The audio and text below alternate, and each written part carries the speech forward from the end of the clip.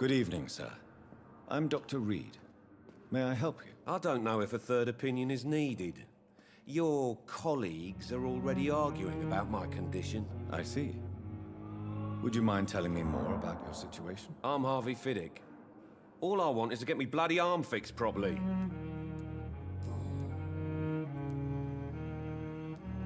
Tell me about the doctors who are arguing about your case. Strickland and Aykroyd. They both want the best for me, but there's a lot of pride there. Doctors are no different from carpenters, it seems. What do you mean? I often had professional arguments with rivals on a building site. Difference is I disagreed about wooden nails, not flesh and bones. Are you satisfied with your treatment here? Well, it's clear that I've chosen a bad time to be injured. Forgive my bluntness, but you seem overwhelmed by cases of the flu. I won't lie to you about it.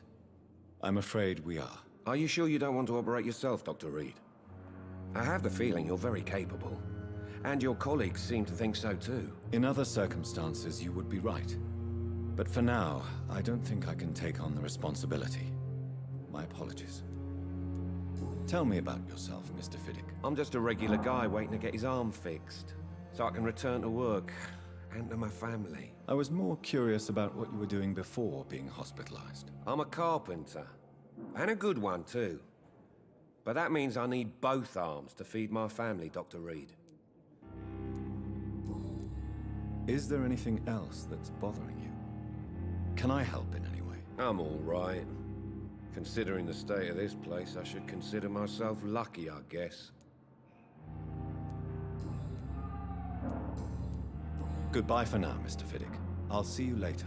You always knew the words to calm the children, Ellen. As for me...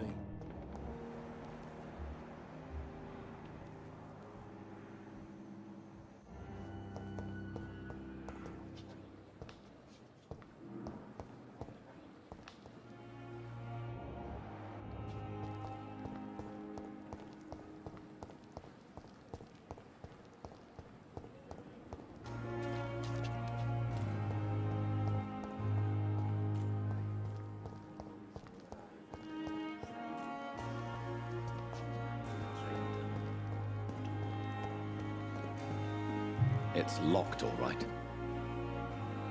Good evening. I'm Dr. Reed. Always a pleasure to meet a colleague, sir. Especially when he was supposedly dead. A colleague? Are you a doctor, too? Not anymore, sir. I used to be Dr. Rakesh Chadana. Now, I'm just Mr. Chadana, pawnbroker and humble guardian of this morgue. What do you mean, you used to be a doctor? Was your license revoked? No, sir. It is just that I like to be precise. I run a little pawn shop while taking care of the dead. But I used to be a real doctor.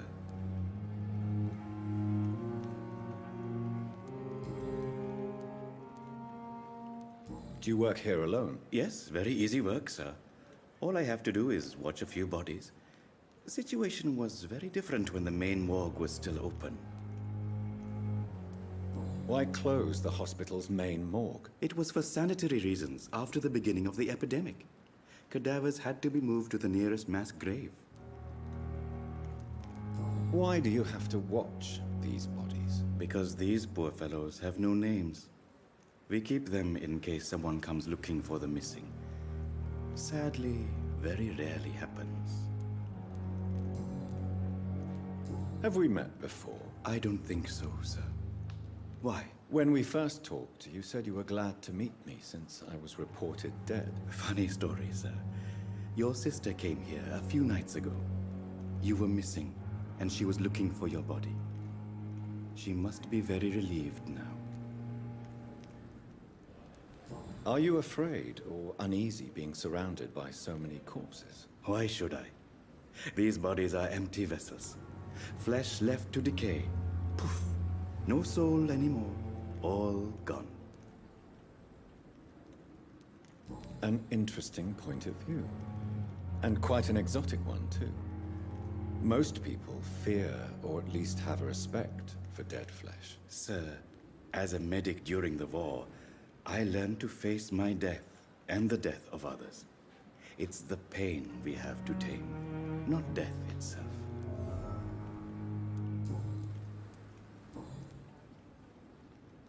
Goodbye, Mr. Chidana.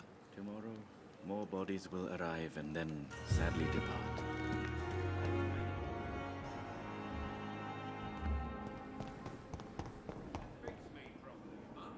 I'm quite busy right now, Dr. Reed.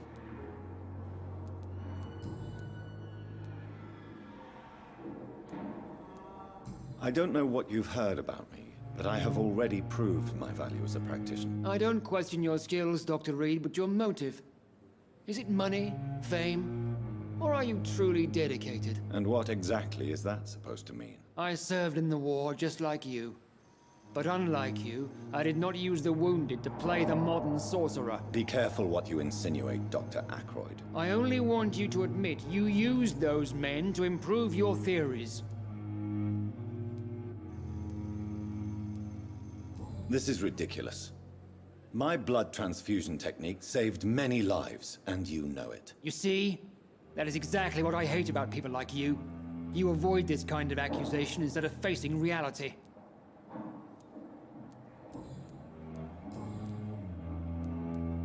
Tell me, Waverly, what do you think of Dr. Strickland's enthusiasm for his experimental research? Strickland is playing with his patients' lives for pride and glory.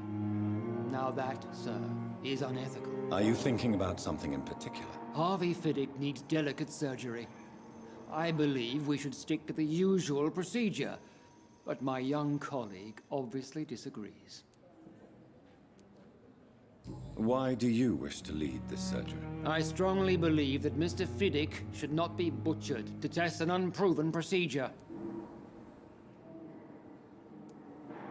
Other people may say that's too conservative a point of view. Conservative? And what are you going to say to Mr. Fiddick if he loses his arm because of the operation? Because that's what's going to happen if the surgery is a failure. And are you not afraid that your rivalry with Strickland may be blinding you? Rivalry? I guess you could call it that. But I will never be childish enough to let my personal feelings affect my judgment. Thank you for your time. We'll talk later.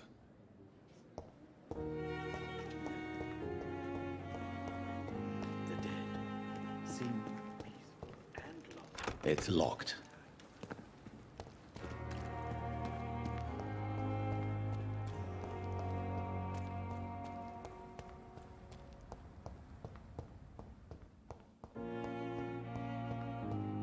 It's locked.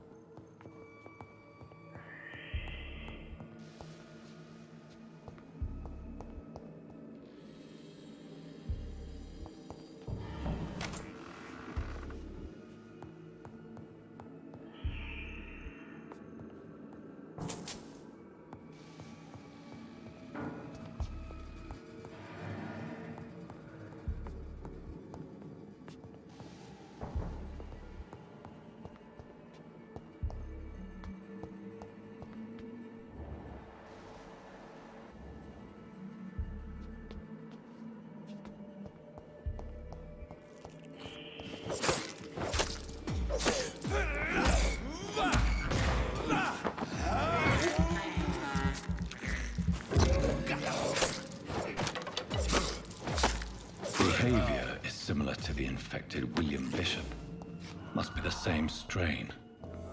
This sickness moves faster than influenza.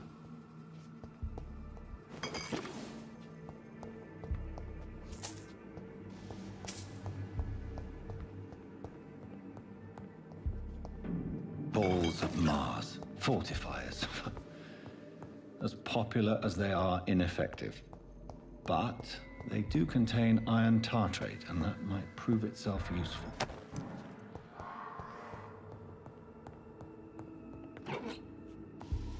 This key will surely grant me access to the basement.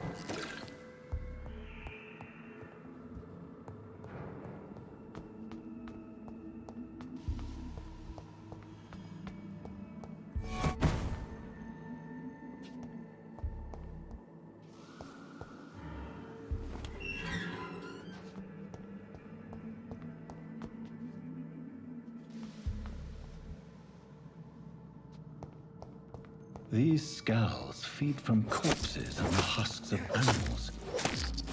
They're not after blood.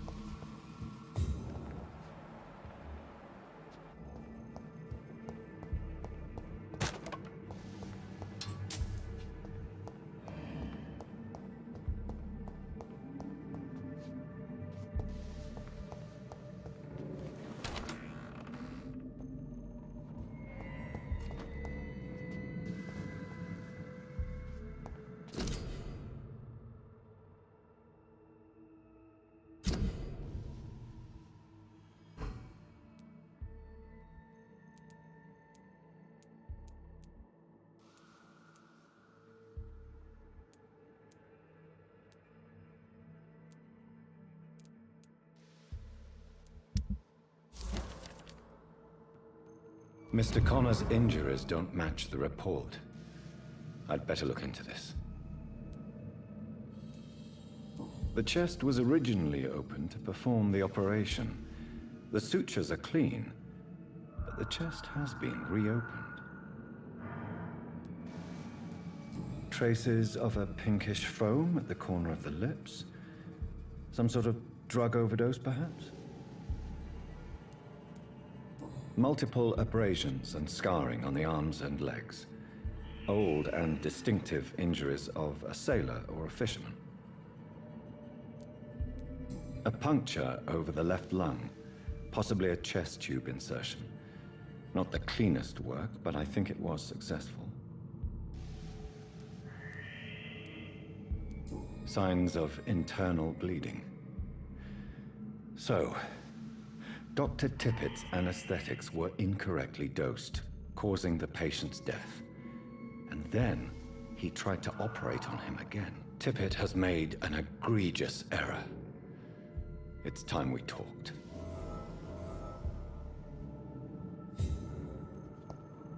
It's locked, all right.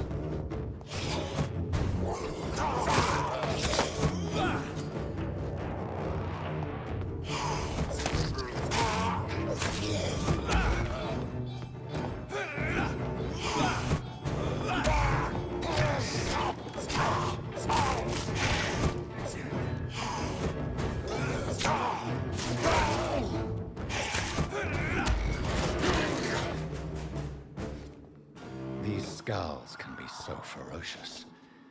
I'm not sure I can defeat them without becoming stronger. To drink blood is so tempting. Sodium hypochlorite. Dangerous to administer, but efficient in the proper dosage.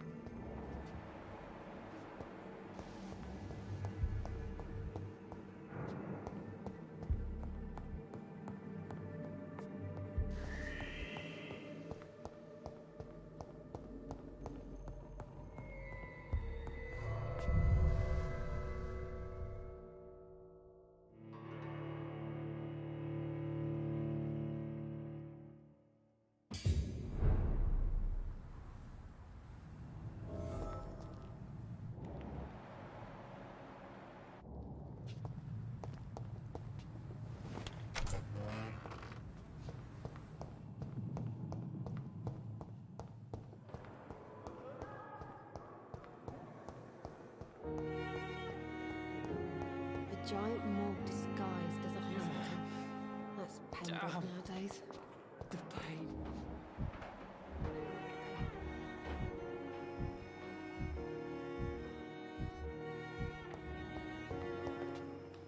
Good evening, Nurse Hawkins. Good evening, Dr. Reed. Goodbye, Nurse Hawkins.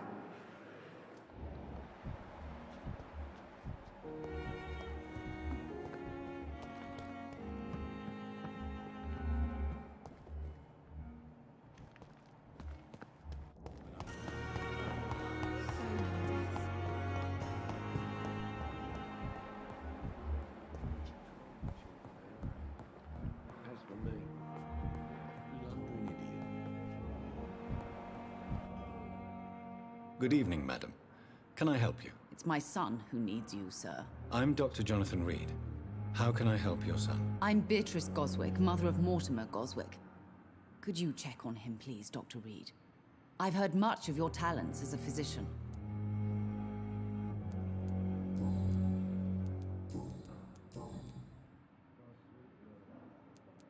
What do you think of your reception here? Any complaints? I have had the uttermost reservations about this hospital since we arrived. But we had no other choice, considering the state of emergency. Is there something in particular that's bothering you? Some of the staff were not especially welcoming. I suspect they're not accustomed to dealing with patients of such social standing. Tell me more about your arrival at the Pembroke Hospital. What gave you such a bad first impression? The ambulance driver was quite rude, for a start. And that nurse, Miss Hawkins, seems to have quite a dubious attitude. What do you mean? She managed to secure a bed for my son despite the epidemic. It was a relief, but it wasn't cheap. She charged you for a bed? Yes, and I paid without question, considering the urgency of the situation. Goodbye, Mrs. Goswick.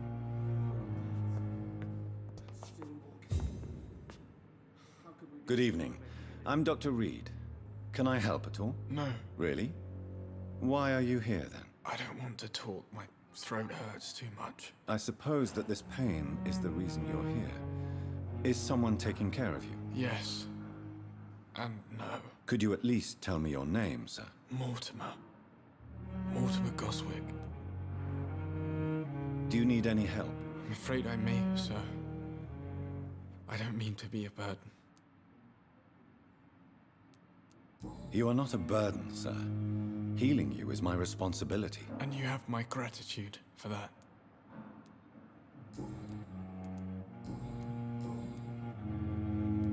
Why did your mother have you hospitalized here? She seems convinced this is a bad hospital. My mother just wants the best for me. She won't rest while I'm here. She'd go all the way to hell and back to help me. Pembroke Hospital may look unorthodox, but rest assured, you're in good hands here. It's not me you have to convince, Dr. Reed. It's my mother. Is your mother bothering you?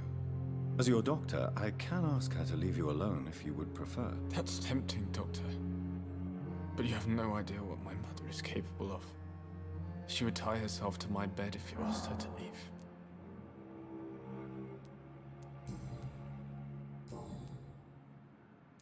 I have to go now, sir. But don't hesitate to contact me if you need any help. I'm all right. Don't waste your time with me. So many deaths. Oh, sweet girl.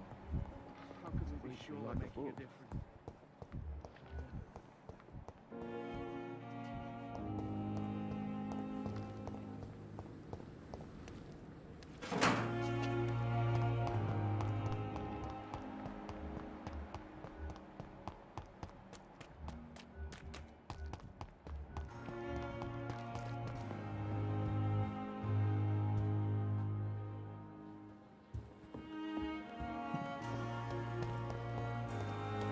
Pembroke is so lucky to have Dr. Reed. Good evening, Dr. Tippett.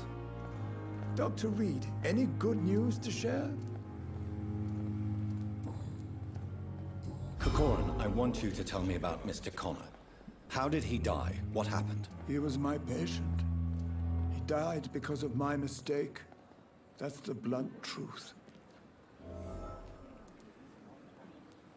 What was the nature of the mistake? It was a twofold error. My diagnosis was wrong, and the administered dosage was too strong. Who was this patient? I don't know. Some sick man from the docks, maybe a fisherman. I had no time to talk with him. No one claimed a body. Why not stop practicing? Are you mad? I killed that man, I admit it, and it won't happen again. I have saved so many lives since then. Do you need any medical assistance yourself, Doctor? Come on, don't be ridiculous, dear colleague. Goodbye, Dr. Tippett.